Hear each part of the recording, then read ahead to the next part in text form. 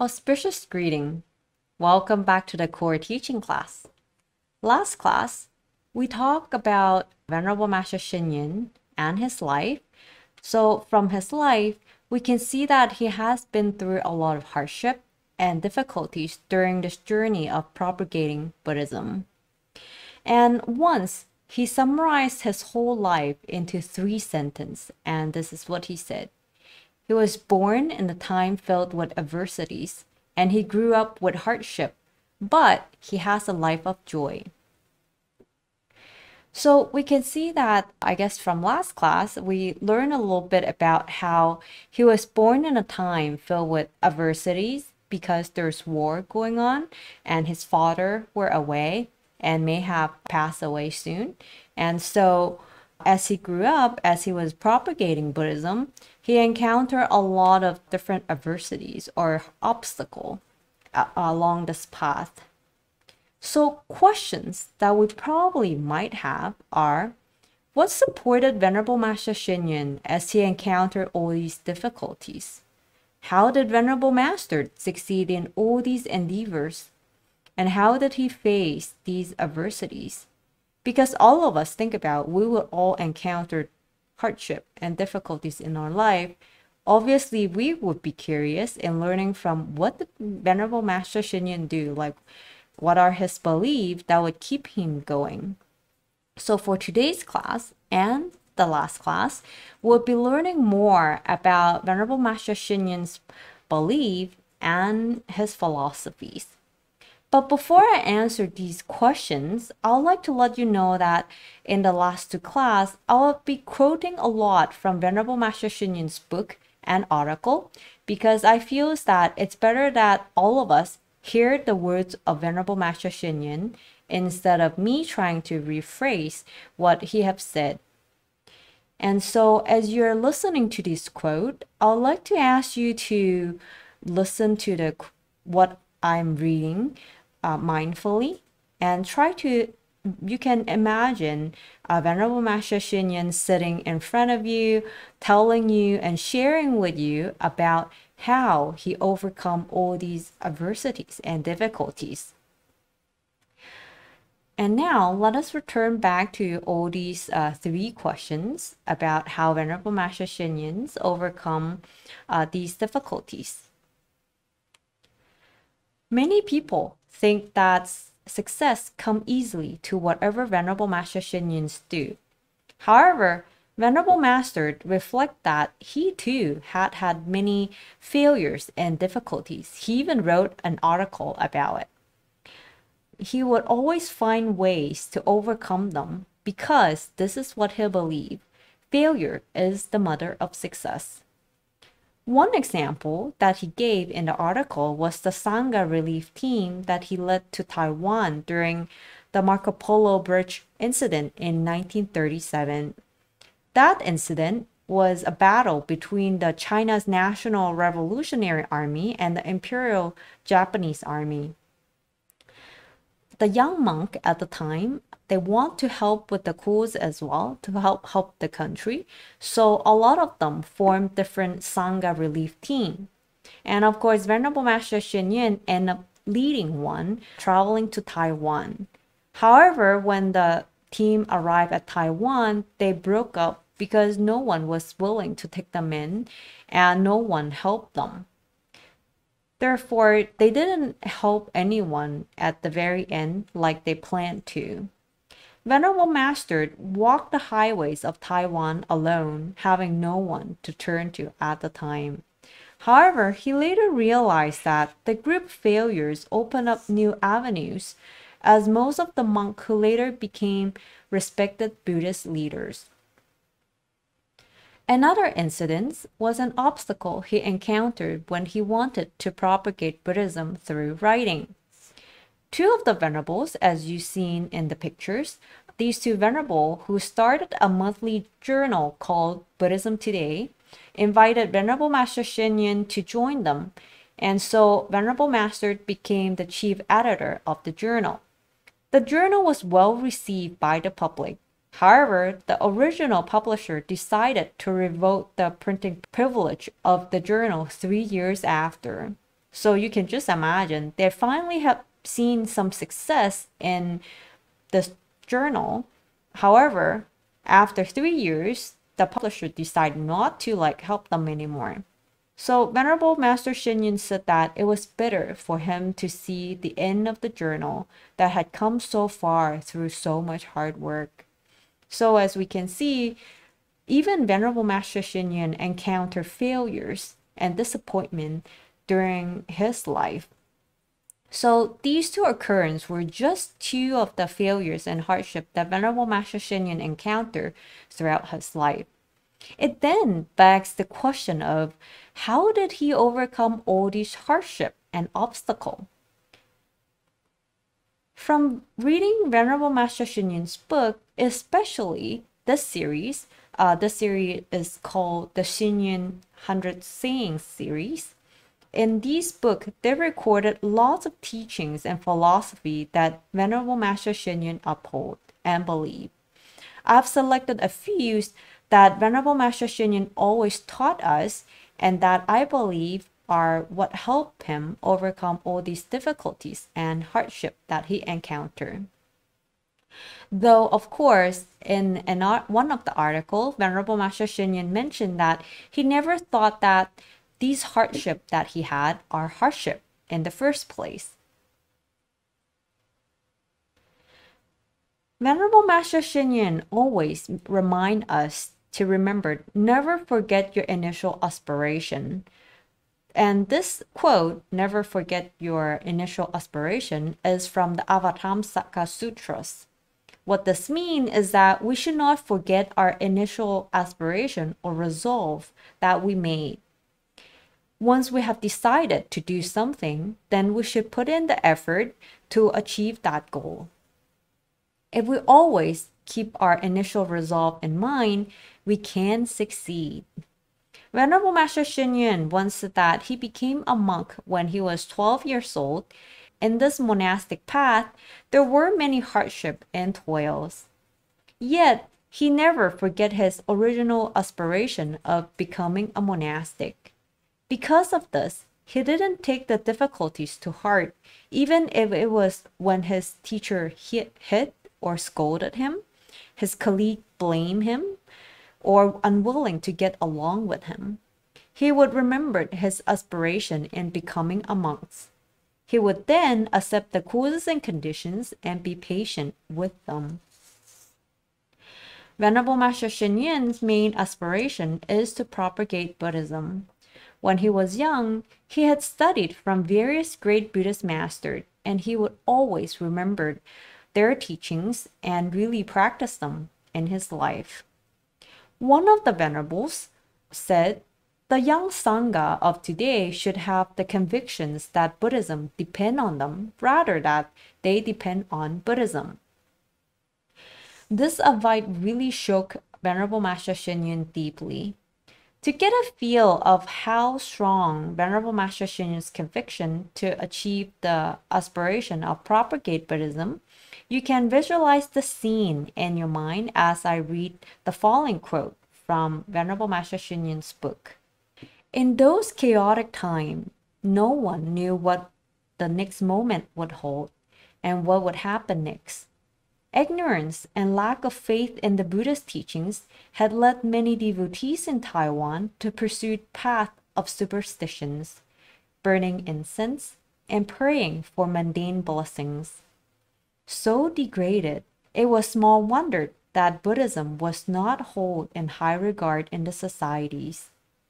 Within the Buddhist circle, the confidence of young monks and nuns was also shaken. Temples would not accept monastics other than their own. Novice monks have no chance to consult with the elders. Writings were not allowed to be published, and opportunities to preach the Dharma were restricted. All in all, it was impossible to rely on the Buddhist communities for survival. I was pushed to the brink of despair. Then the word of Venerable Chen Kung about Buddhism depend on me returned to mind, walking on me like a stimulant. and strengthening my confidence and faith. Only people can propagate the Dharma. The Dharma does not propagate itself. How true! We must understand that the existence of Buddhism lies in our hands, and that we must accept the responsibilities for its continuance. These thoughts I kept engraved deeply in my mind, and I shared them with my Dharma brothers in mutual encouragement. We must not fear defeat. Only we can defeat ourselves. As I reminisce on the hardship of the last 80 years, no words can do them justice.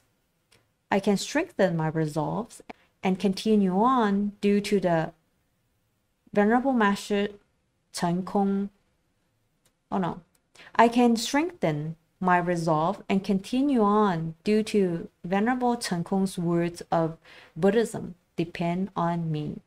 When I read what Venerable Master Hsuen Yun wrote in the article, it touches me a lot. As a practitioners, whether we're a Buddhist monastic or a lay practitioners, we should have the spirit of Buddhism depend on me and help with the propagation of Buddhism. We might think that I cannot teach Buddhism, then what can I do? Propagating Buddhism is not just about teaching a class on the Buddhist concept. It can simply be sharing the Dharma with your families and friends, or sharing what you have learned or counsel a friend with the Buddhist teachings when he or she is facing a problem. It can also be volunteering in the temple to help with the running of the temple. We can also help with the event organized by the temple, or simply inviting a friend to participate in temple events.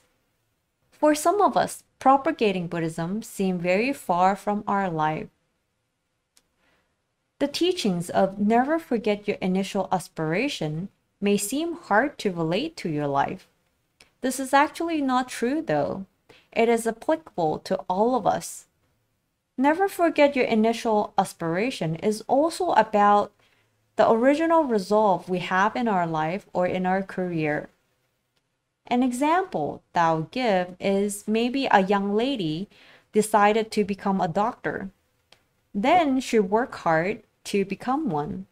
On this path, she may have a lot of competitions because she would need to compete to go to medical school. Then after medical school, she probably need to compete to go to better hospital for her residence. So she would face a lot of difficulties on this path. However, she always keep this aspiration to become a doctor in mind. And only if she did so would she succeed and ultimately become a doctor. And let's say if suddenly she decide to drop out, then obviously she will not become a doctor in the end. So it's important for us to keep our original resolve, like what do I plan to do? What are my dreams? And then work hard from it. Another example that's related to our life is suppose a young couples decide to get married.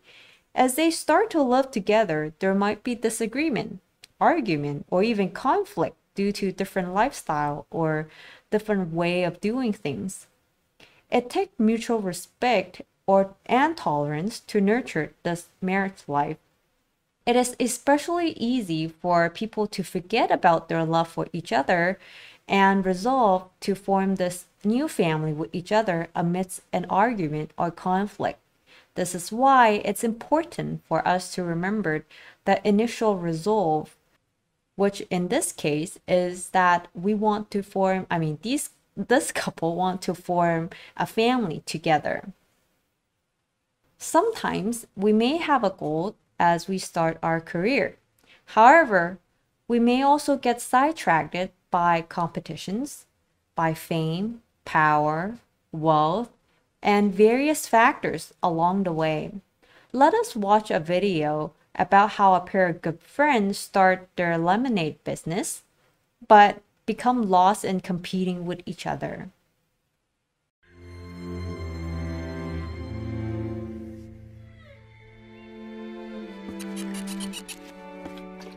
You are my fire,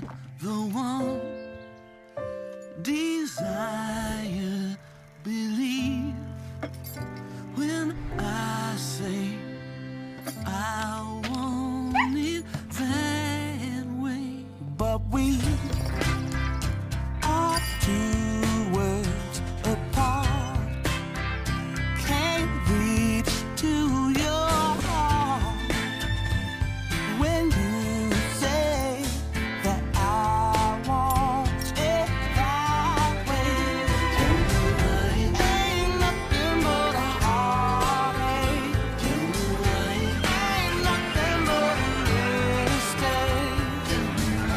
I never wanna hear you say I want it that way.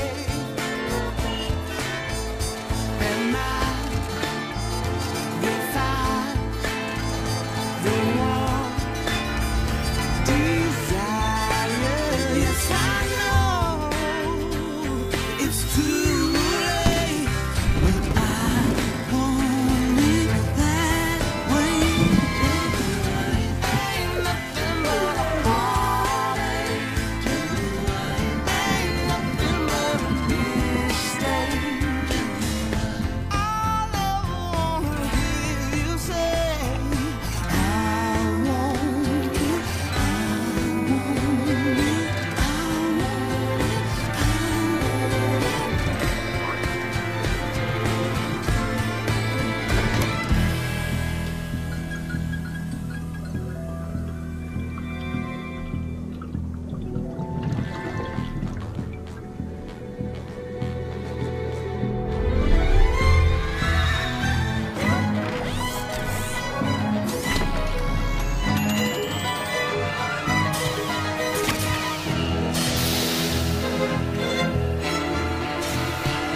Now I can see that we're falling apart from the way that it used to be. Yeah, no matter the distance, I want you to know that deep down inside,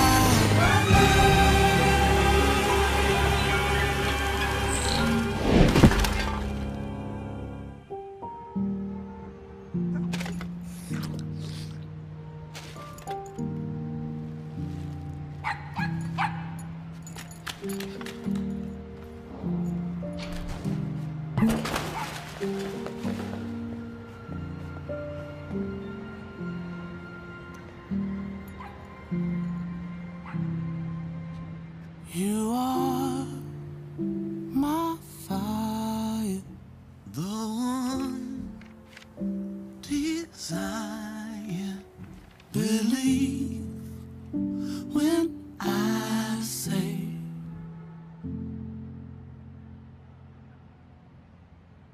tell me why ain't nothing but a heartache. Tell me why ain't nothing but a mistake. I'll never wanna hear you say I want it that way.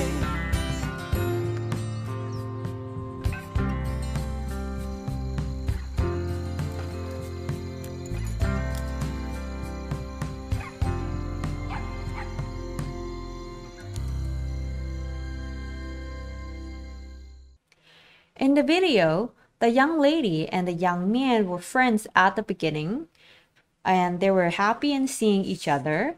However, as they started to compete with each other, they did build bigger business, but they weren't happy, and they forgot why they started the business in the first place.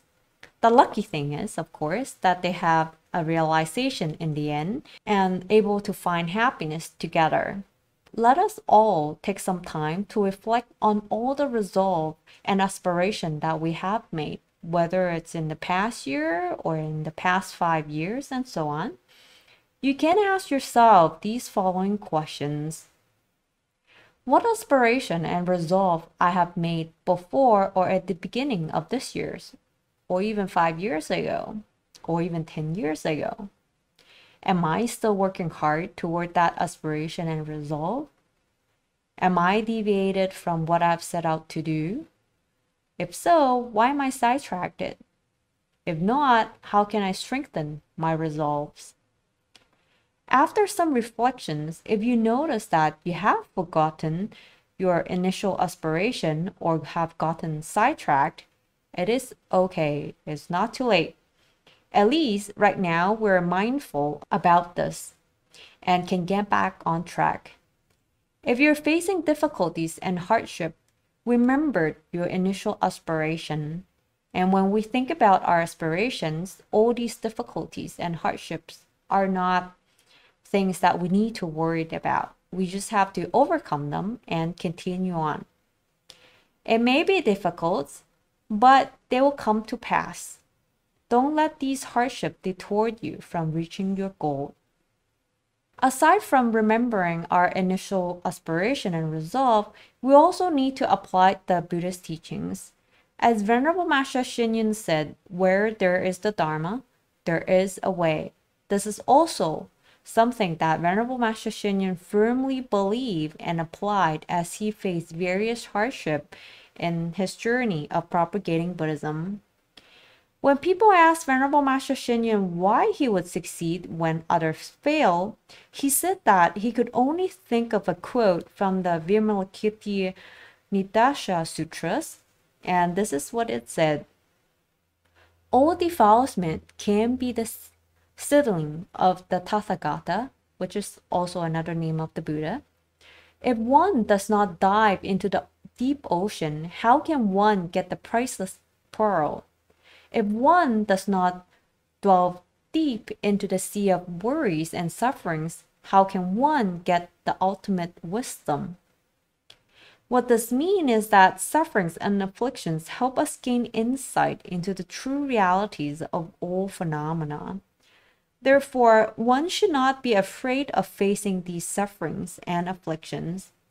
It may not be pleasant when we're facing them, and they might even cause us a lot of pain, but it's also an opportunity for us to practice and to train ourselves to view the occurrence in accordance to the Dharma. Venerable Master said that thinking about what the sutra said helped him to be patient and persevered, as well as to better himself, and it helped him to realize the meaning of life. When Venerable Master Xinyin was young, he was once also young and impulsive and maybe a bit arrogant. When he saw some of the older monks not conducting themselves properly, he was critical of them. One day, while reading about one of the Dharma practice of Bodhisattva Sariparibuddha in the Lotus Sutras, who is a bodhisattva who always respected others, he felt ashamed. He realized what he was doing was wrong. From that day on, he learned to respect all sentient beings. When he ran into someone with obvious shortcoming, he treated that person with respect and praised his strong points. As time went on, he received a lot of respect and support from the older monks. This sense of humility also helped him tremendously in dealing with people and affairs. Venerable Master Xinyin also seized every opportunity to practice right mindfulness in his life. Some of the Fo-Guang-San temples are located in the high rise of cities or in the same building as beauty salon or KTVs. Often, the monastic can hear all kinds of noises well into the night. This is when right mindfulness becomes very important. Think about it. If we insisted on building our temple only in quiet and serene hill, few city folks could can learn about the Buddhist teachings. If we truly understand the Dharma's teachings, we will not cling to the external appearance. The lotus rise from the mud and still keep its purity. Venerable Master Xinyin once described to us how he practiced right mindfulness, and this is what he said. A lot of people admired me for my right mindfulness. I can tell you that it came from years of Dharma practice. When I was young, I practice right mindfulness when meditating, reciting the names of the Buddhas, and lining up with fellow monastic for meals and chanting services. On arriving in Taiwan, when my living conditions were pretty desperate, I used that hardship to sharpen my right mindfulness. In middle age, when I spread the Dharma, I used preaching as means to improve my right mindfulness. Now, in old age, I practice right mindfulness on long flight, often more than 10 hours. When I pose with my followers, and when we dine formally for hours on end. When we integrate the Dharma with our daily life, we can find right mindfulness in any space and at any time.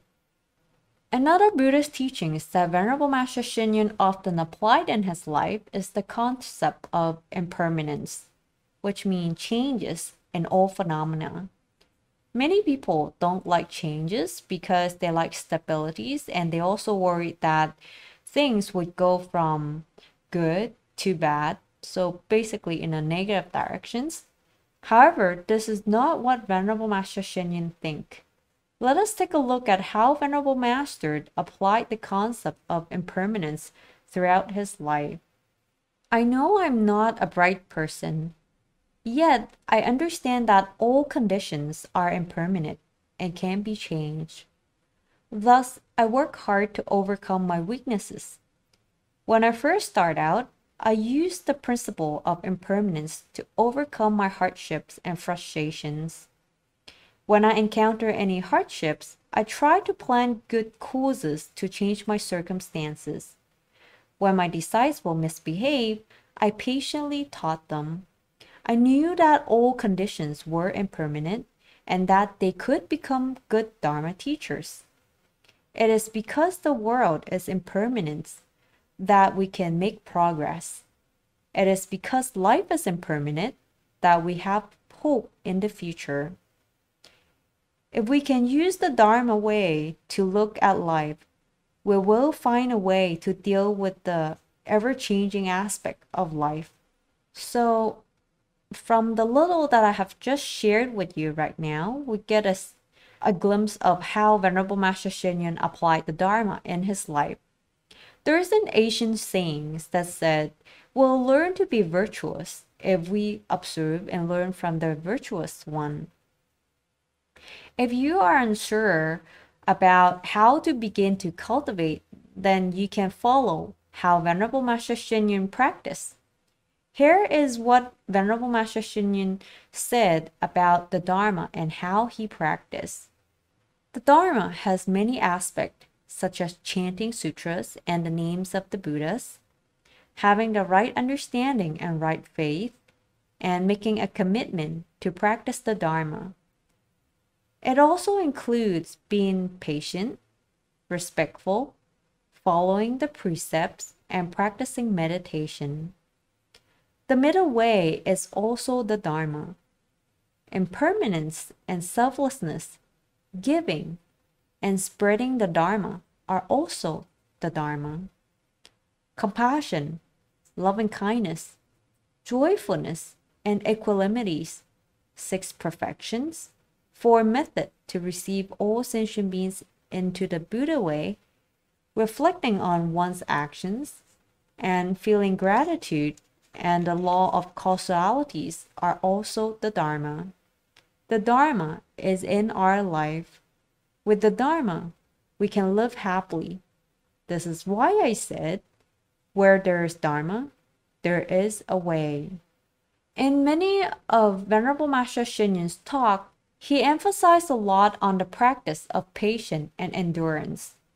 In the sutras of the heritage of the Buddha's teachings, it said that those who possess patience and endurance are considered powerful. Those who cannot endure calamities, ridiculed, and slandered as if it were a drink of sweet dew are not considered wise practitioners. Venerable Master Xing Yun once mentioned that patience and endurance have helped him with working with difficult people and situations. Looking back to what he had been through, he concluded with confidence that patience and endurance is the most powerful force in the world. Patience is one of the practice of six paramitas, which we talked about in 2 classes ago. It is not about being a coward. Instead, it means not to retreat. This is what Venerable Master Xun Yun shared when he talked about his experience in practicing patience. My first years in Taiwan were very difficult because Buddhism was not well accepted then.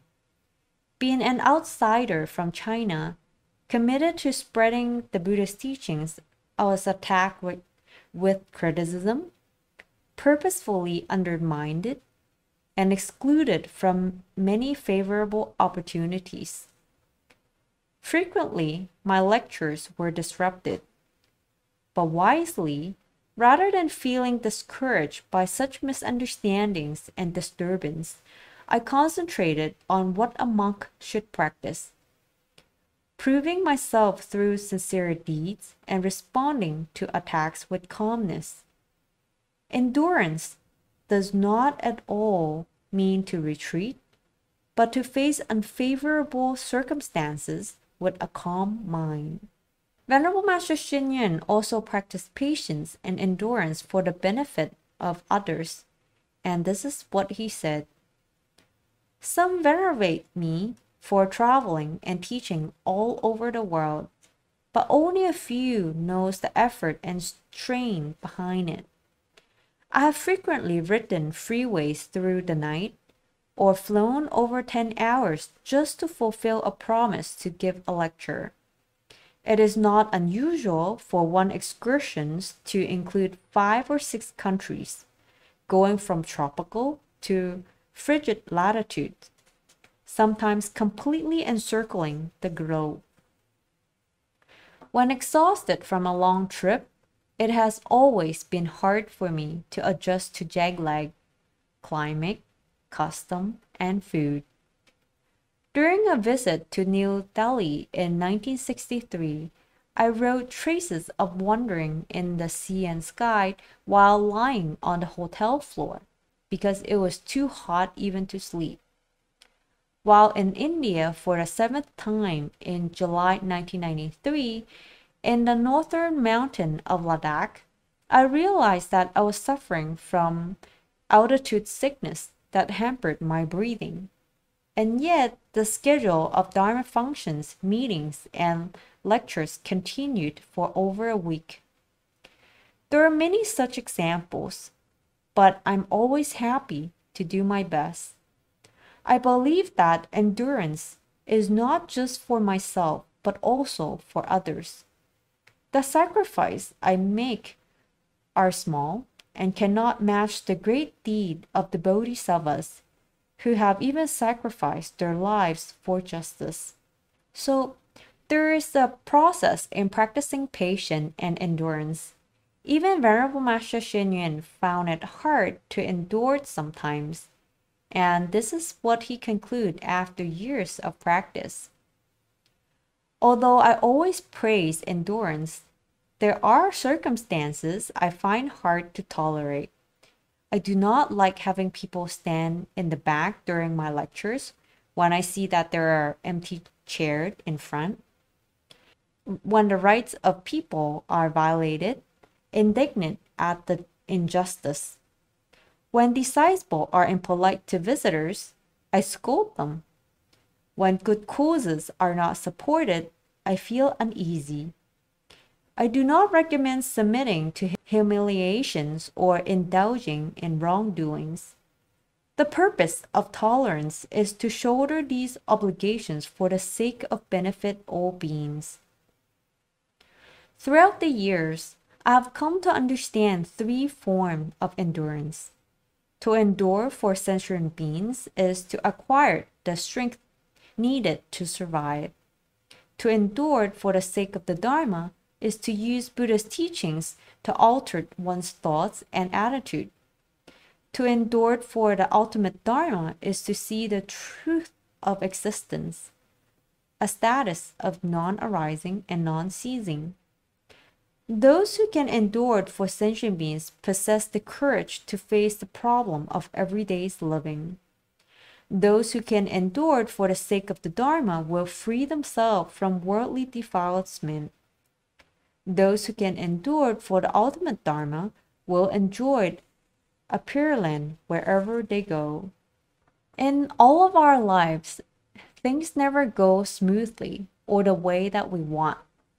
People we encounter and work with are not friendly all the time or easy to work with all the time, especially if we have very different point of view or come from a very different backgrounds. It is during those times that we need to practice patience and endurance. If we really encounter such difficult people and situations, remember what Venerable Master Xing Yun said. We practice patience and endurance for the benefits of others, for the sake of completing the project, or for the peace within families or within workplace. It is hard for us to change other people's point of view and change the external conditions. What we can change is our own views and be patient with them. Remember, things are impermanent. Conditions are not the same all the time. In our life, aside from facing hardship and difficulties, we will more or less get sick. Even if there is no serious sickness, we may have toothache or headache or have fevers or body ache because of flu virus. Not to mention the pandemic that we're experiencing right now. Therefore, we would probably be curious about how Venerable Master Xing Yun faced sickness. Venerable Master Xing Yun has diabetes since he was 40 years old. As he became older, the diabetes affected his eyesight severely and affected his heart and blood vessels. Therefore, he cannot see anymore and he has had heart surgeries. As he was over 90 years old, he can't walk, and so he would need to stay on the wheelchair. 2 years ago, he had a stroke and had surgeries in his head. How did Venerable Master Xing Yun face sickness, which bring lots of inconvenience to his life? From all the sickness that he experienced, Venerable Master Xing Yun taught us to treat sickness as friend, or in other words, befriend with sickness. It then begs the question of what does he mean by this? He told us not to reject sickness. It's already here and it's happening. It won't leave us even if we reject it. However, of course, this is not to say that we don't care about it, because it will only cause more harm if we don't care about it and don't see a doctor. We need to treat it like a friend. If we get sick, then instead of thinking that, oh, I'm a patient, I feel bad and not well and so on, we should be positive. As the Heart Sutra said, if the mind doesn't have attachment, there will be no fear. Think about it. If a person keeps on thinking that he or she is sick and not well, then the body would actually respond to that thought and really become very sick and not well. This is sort of like the placebo effects. Placebo effects is the idea that your brain can convince your body a fake treatment is the real thing and therefore stimulate healing. The placebo effects is more than positive thinking, believing a treatment or procedure will work. It's about creating a stronger connections between the brain and body and how they work together. This is what Professor Kapchuk of Harvard-affiliated Beth Israel Deaconess Medical Center, his research basically focused on the placebo effects. So from this, we can see the power of the mind. Venerable Master Xing Yun treats sickness as a friend and learn to befriend it.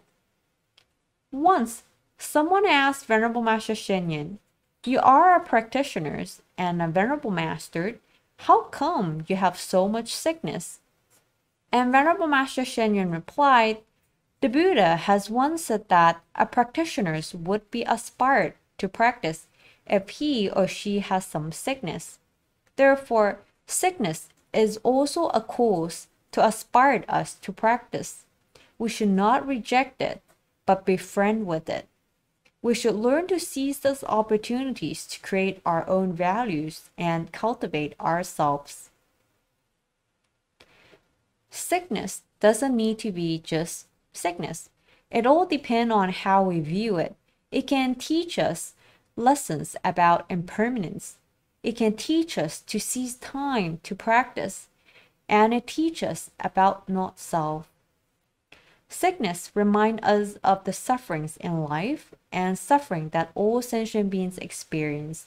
Therefore, it inspired us to give rise to our aspirations to practice and help others to learn the Dharma. So to conclude this class, I would like to share one last video with all of you. It is actually a speech made by a young man at his graduation ceremony.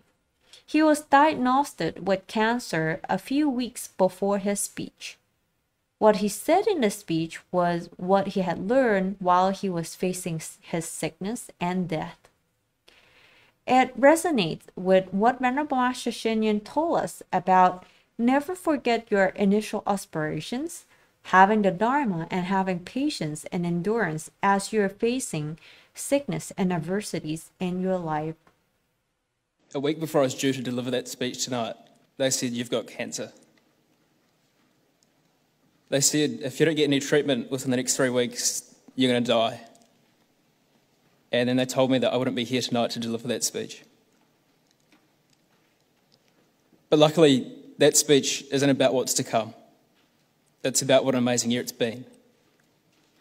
And you didn't really expect me to write a whole other speech from my hospital bed, did you? So it started like this.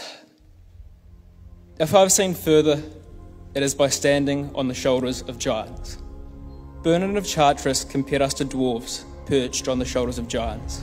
He pointed out that we see more and further than our predecessors, not because we have keener vision, nor greater height, but because we are lifted up and borne upon their gigantic stature and knowledge. My middle name is Ross. I was given it not long before I was born, because my great-uncle Ross, he drowned in Sri Lanka. Mr. Ross Bailey was a Christchurch-based kidney transplant surgeon. He was known for making a serious difference to an extraordinary number of people's lives, back when organ transplants were an amazing feat. And all humility aside, he was the best in the world at it. He came from a working-class background, the only one of his siblings to go to university, and he went on to save numerous lives because he could, because he sought higher things. He dared to make a difference. Now, we can't all save lives by transplanting organs, but we can make a difference in our own way. I want to share with you all some words which I hold particularly close to my heart. Words which mean a lot more to me this year than they ever could before. It is not the critic who counts, not the man who points out how the strong man stumbles, or where the doer of deeds could have done them better.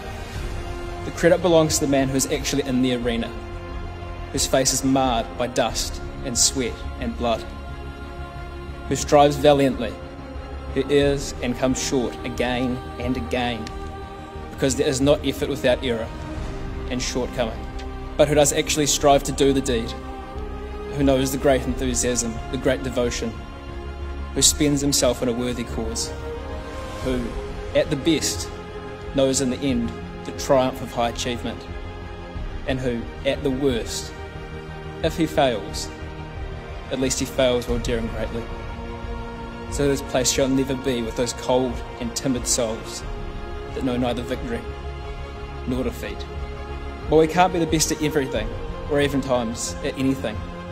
What we can choose to have is moral strength. I wrote about this before I knew I had cancer, and now I have a whole new spin on it. Moral strength is about making a conscious decision to be a person who doesn't give up when it would be easy to be lesser because the journey is less arduous. Jim Rohn said, Let others live small lives, but not you. Let others argue over small things, but not you. Let others cry over small hurts, but not you. Let others leave their future in someone else's hands, but not you. Of course, doing this will mean at some point you'll have to face your fear of falling short, a fear of looking like a fool, a fear of not being enough.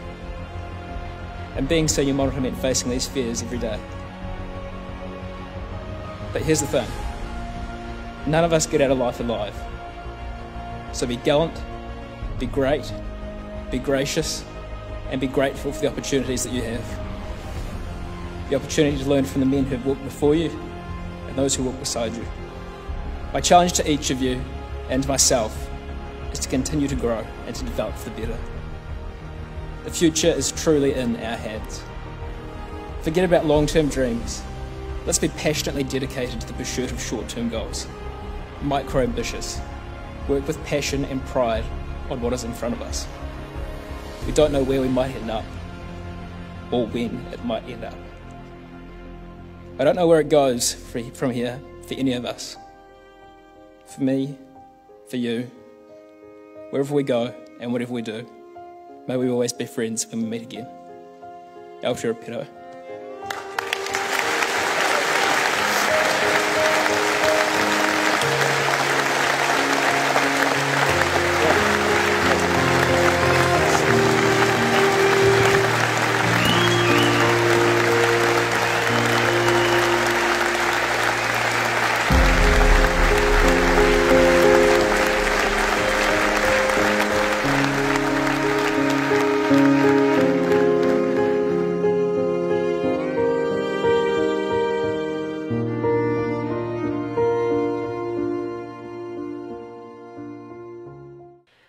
We will encounter various hardship and difficulties and need to work with difficult people in our life.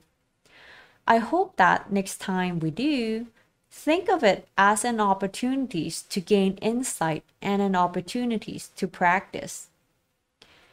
Remembered what Venerable Master Hsing Yun said. Sometimes when we think about what Venerable Master Hsing Yun has been through, and then think about our own problems, sometimes it may not be as important anymore. So try it out for yourself. Last but not least, thank you very much for listening to this class, and please take care and stay safe. Midofo.